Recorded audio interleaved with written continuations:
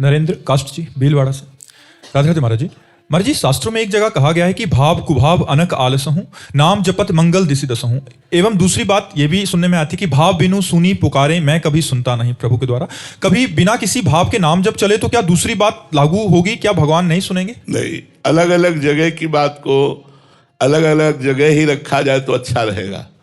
जब हम नाम महिमा की बात करते हैं तो उसमें उसका प्रभाव है। जैसे अग्नि में दाहिका शक्ति है, वो जलाती है, तो हम भाव से छुएं तो जला देगी, कुभाव से छुएं तो जला देगी, धोखे से छू जाए तो जला देगी, कोई दूसरा छुआ दे तो जला देगी, क्योंकि उसमें जलाने की शक्ति दाहिका शक्ति है।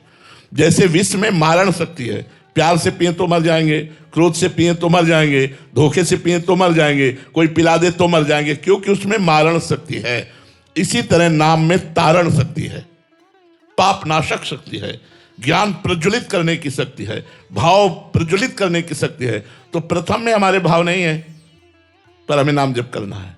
वो नाम जप ही भाव प्रकट कर देगा। जिस भाव भरी पुकार को भगवान सुनते हैं वो नाम जप ही कर देगा। इसलिए भाव कुभाव अनक आलसहु, नाम जपत मंगल दिशि दशहु। दसों दिशाओं में मंगल हो जाएगा। तुम नाम जपना शुरू करो, एक दिन नाम भाव से जपने लगोगे और वो भगवान सुनेंगे और भगवान आपको साक्षात दर्शन देंगे।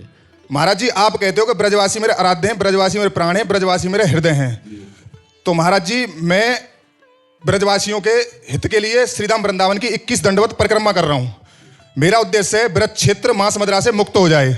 इसके लिए मैं कर रहा हूँ 11 दंडवत पूर्ण कर चुका हूँ भगवान की कृपा से, एक एक कर। इसके बाद मुझे 10 दंडवत और करनी है, 9 जल फल के साथ और आखिर वाली 1 जल के साथ।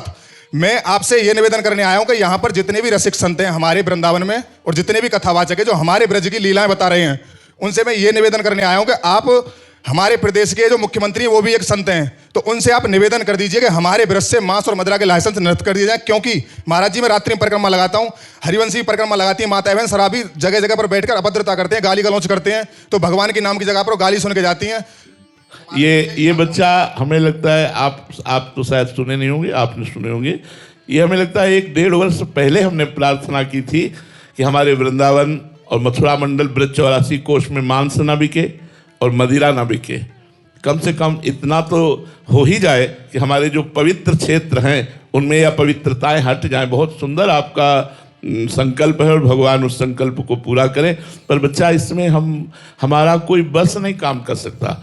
हमने कहा था और वो वीडियो भी पड़ा था, पर लेकिन हमारी बात तब जब मानी जाए तब बात हो सकती है। तो हमें लगता है कि हम लोग सद्भावना करें और भगवान हमारे जो प्रदेश के मुख्य जन हैं उनकी बुद्धि को प्रेरित करें कि हमारे इसी वृंदावन में प्रारंभ में ही मदिरालय खुला हुआ है।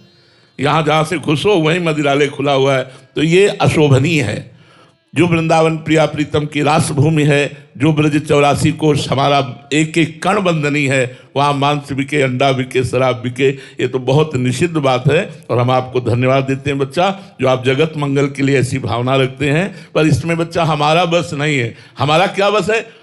हम एक एक व्यक्ति को शराब छुड़ाने की कोशिश कर रहे हैं। हम आपकी बुद्धि पर लड़ सकते हैं, हम आपसे हाथ जोड़कर प्रार्थना कर सकते हैं कि आप शराब पीना बंद करो, आप मांस खाना बंद करो, आप गंदे आचरण बंद करो। देखो, एक बात और बताएं, यदि व्यक्ति का माइंड नहीं बदला तो मथुरा मंडल में शराब बंद हो जाने पर वो दिल्ली से इकट्ठा खरीद के लाएगा और घर में पिएगा कि नहीं पिएगा? तो हमारा मुख्य लक्ष्य है मनुष्य की बुद्धि को बदलना। अगर मनुष्य का माइंड बदल गया और वो भगत हो गया, कितने ऐसे भाई लोग हैं इसी में बैठे हुए जो पहले पीते थे और सत्संग सुनने के बाद छोड़ दिए। अब जब आप छोड़ दोगे तो दुकान खुली रहेगी, कोई फर्क नहीं पड़ेगा। और अगर आप नहीं छोड़ोगे तो दुकान में ताला लगने पर आप बाहर से ला करके वृंदावन में पियोगे। तो मुझे लगता है आप लोग हमारा सहयोग करें कि आप शराब ना पिएं, आप मांस ना खाएं, आप पराई बहन बेटी की तरफ गंदी दृष्टि ना रखें, तो आपका जीवन मंगलमय हो जाएगा।